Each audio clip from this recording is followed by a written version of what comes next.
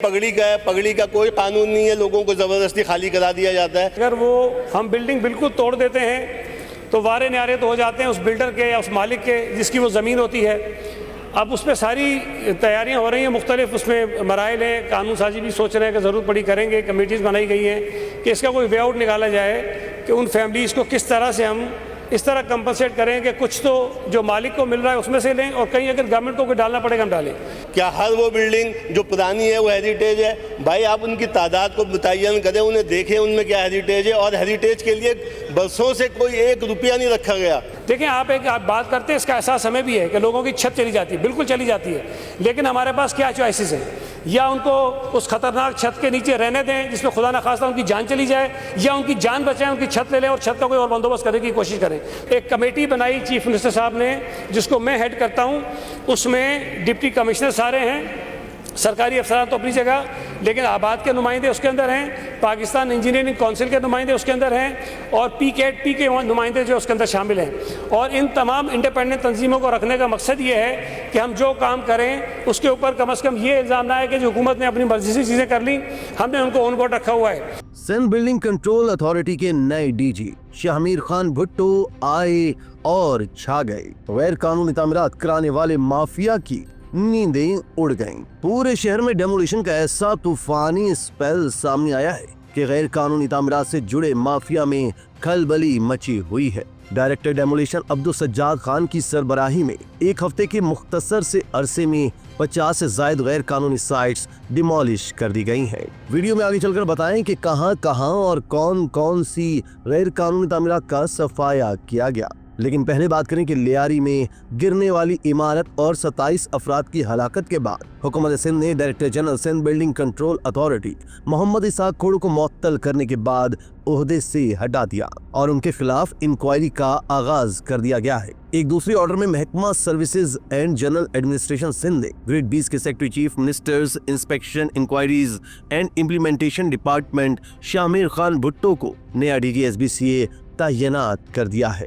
Video में मजीद आगे बढ़ने से पहले चैनल को सब्सक्राइब कीजिए ताकि इसी तरह की मजीद अपडेट्स आपको वक्त पर मिलती रहे।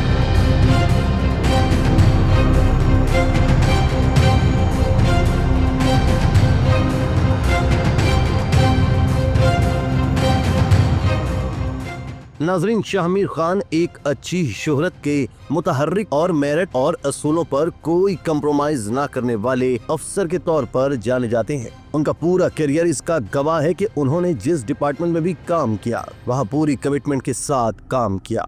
उनकी ही पेशावराना खसूसियत की बिना पर सिंध हुकूमत ने उन्हें ऐसे मौका पर सिंध बिल्डिंग कंट्रोल अथॉरिटी की सरबराही सौंपी जब इस पूरे इदारे की शोहरत और साख दाव पर लगी है। इदारे में करप्शन और बद इंतजामी की दास्तानी आम है और उनका सबूत शहर में धड़ल्ले से होने वाली गैर कानूनी तामीरात हैं। इन गैर कानूनी तामीरात का जिम्मेदार एक पूरा माफिया है जिसकी जड़ें दूर तक फैली हुई हैं। दोस्तों, जैसा पहले बताया कि शाहमीर खान भुट्टो ने ओहदा संभालते ही सिंध बिल्डिंग कंट्रोल अथॉरिटी को कैंसर की तरह चाटने वाले मर्ज की निशानदेही की।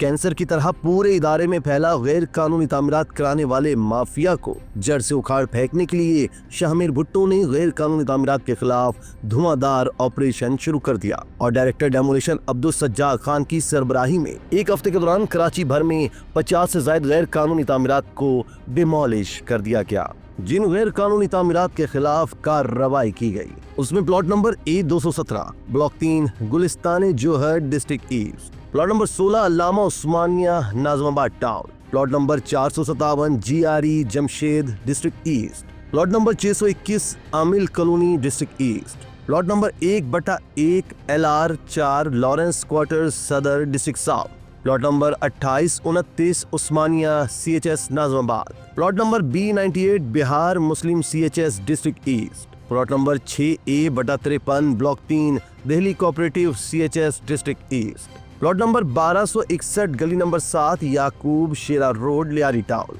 Plot number 40/A street number H12 street number 5 UC1 Agra Taj colony Lyari town, plot number 393A Malir, plot number 1F 3/4 Nazimabad number 1, plot number 1G 11/16 Nazimabad number 1 district central, plot number 1J 50/1 Nazimabad number 1, plot number 91/473 Amil colony Jamshed 1 district east. Plot number D 180 block 4 sheet district central. Plot number SD20 A block north Nazimabad district central. Plot number R6 block 5 ground plus 1 floor district central. Plot number D6 12 block I Arafat tower और plot number 3 block 5 E shops district central शामिल है। दोस्तों, district east हो या district central, south हो या कोई और जगह, किसी जगह पर भी कोई रियायत नहीं बरती जा रही है। डिस्ट्रिक्ट ईस्ट में तो तबाहकुन ऑपरेशन किया गया, बिलखसूस जमशेद 1 और 2 जो गैर कानूनी तामीरात कराने वाले माफिया के लिए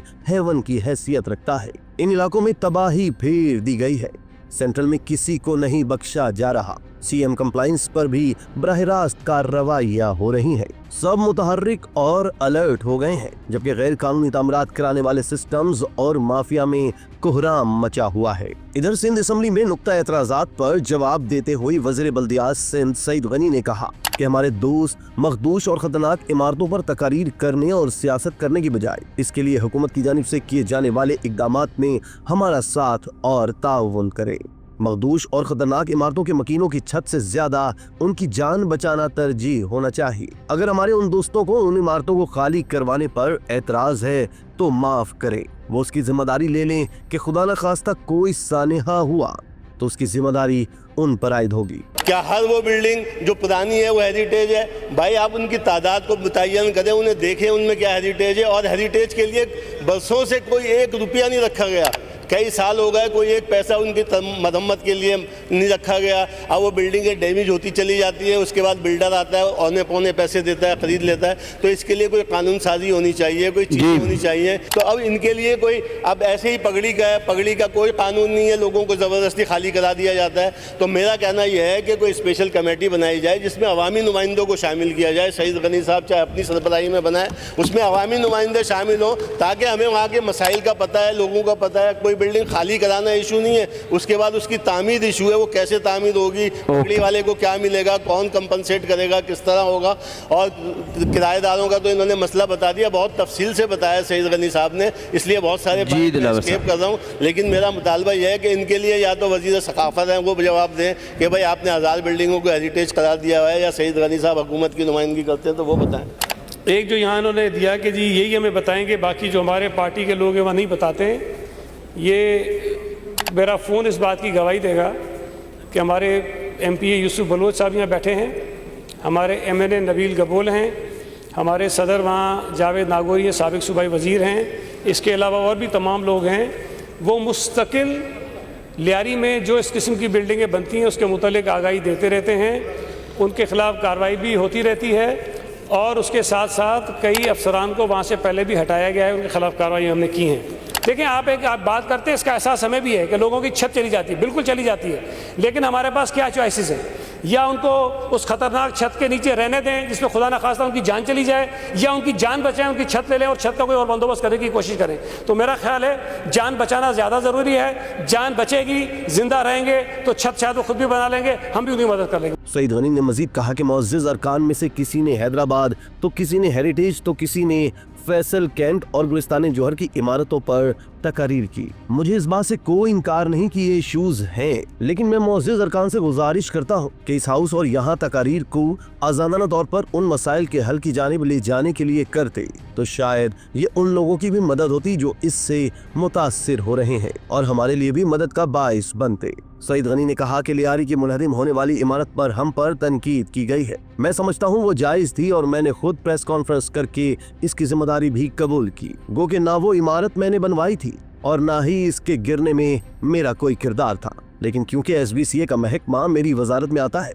तो उसका जिम्मेदार भी मैं हूँ। कहा गया कि ये इमारत बर वक्त SBCA ने खाली नहीं करवाई, वरना ये सानेहा न होता। अब जब SBCA और दीगर इदारे ऐसी 740 इमारतें जिनको मखदूश या खतरनाक करार दे दिया गया है उनको इसलिए खाली करवाया जा रहा है कि खुदा न ख्वास्ता कोई और ऐसा सानेहा न हो जाए, तो इस पर अब तनकीद की जा रही है। सईद गनी ने मजीद कहा कि इन इमारतों की तादाद में इजाफा भी हो सकता है और उन इमारतों के हवाले से जो तहफ़्फ़ुज़ात आए हैं कि उन्हें बिल्डर्स या किसी और के कहने पर मखदूश करार देकर खाली करवाया जा रहा है, इस पर भी हमने तमाम मुतल्लिका डिप्टी कमिश्नर्स की सरबराही में कमेटियां तश्कील दे दी हैं और इन कमेटियों में सिर्फ सरकारी SBCA के नहीं बल्कि Pakistan engineering council, Pakistan council of architect और आबाद के नुमाइंदों को भी शामिल किया गया है ताकि वो साफ और शफाफ तरीके से असर नौ ऐसी तमाम इमारतों का सर्वे करें जो इमारतें कुछ रिपेयरिंग का काम करवाने के बाद रिहाइश के काबिल हो सकती हैं। उनको इस लिस्ट से निकाल दिया जाएगा, लेकिन उस सर्वे से कबल उनको खाली करवा कर यहाँ के मकीनों की जानें बचाना हमारी अव्वलीन तरजीह है।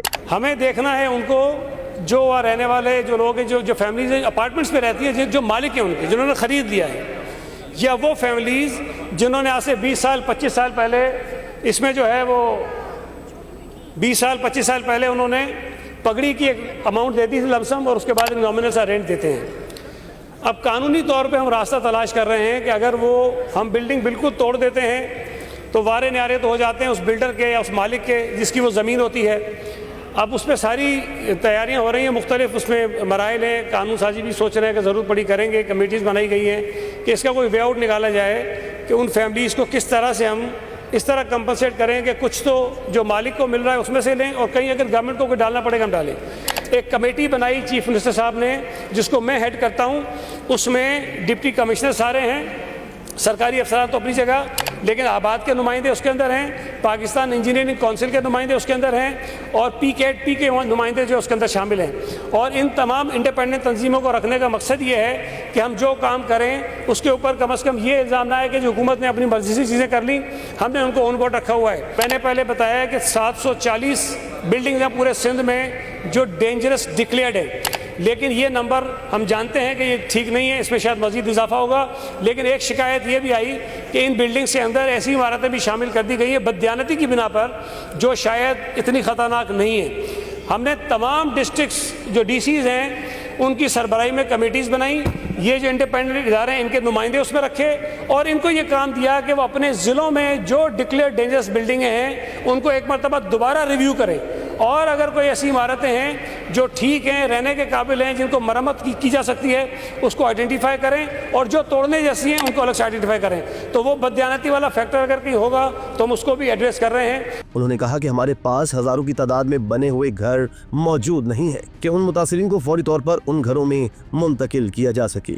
इसके लिए हम इन तमाम मुतासिरीन का डाटा जमा कर रहे हैं और इसके लिए डिप्टी कमिश्नर्स के दफातर में डेस्क भी कायम कर दिए गए हैं और इन इमारतों के मुतासिरीन को फौरी तौर पर 3 माह का किराया जो पहले 20,000 तय किया गया था अब इसको 30,000 कर दिया गया है, वो अदा करें ताकि वो उन किराए के घरों में मुंतकिल हो जाए। जबकि दूसरे मरहले में उनकी मुस्तकिल आबादकारी के लिए कानून साजी का अमल भी शुरू कर दिया गया है। उन्होंने वाजे किया कि मुस्तकिल बहाली का दारोमदार भी हर एक इमारत के तहत हो सकेगा। ऐसा नहीं कि हम कोई एक कानून बना दें और वो सब पर लागू हो जाए। उन्होंने अपोजिशन अरकान को मुखातिब करते हुए कहा कि इस पर सियासत और हुकूमत पर तनकीद की बजाय अमली तौर पर वो अपना किरदार अदा करे या फिर वो इस बात की जिम्मेदारी ले ले कि इन इमारतों को खाली ना करवाया जाए और अगर खुदा न खास्ता इस हवाले से कोई सानहा रोनुमा हो जाए तो वो उनके जिम्मेदार होंगे। सईद गनी ने कहा कि इंतजामी अमूर में अरकान सिंध असम्बली को हम नहीं लगा सकते। हमारी इस हवाले से जो कमेटी मेरी सरबराही में बनाई गई है जिसमें सरकारी और प्राइवेट इदारों के अफराद शामिल हैं, उसके आइंदा के इजलास में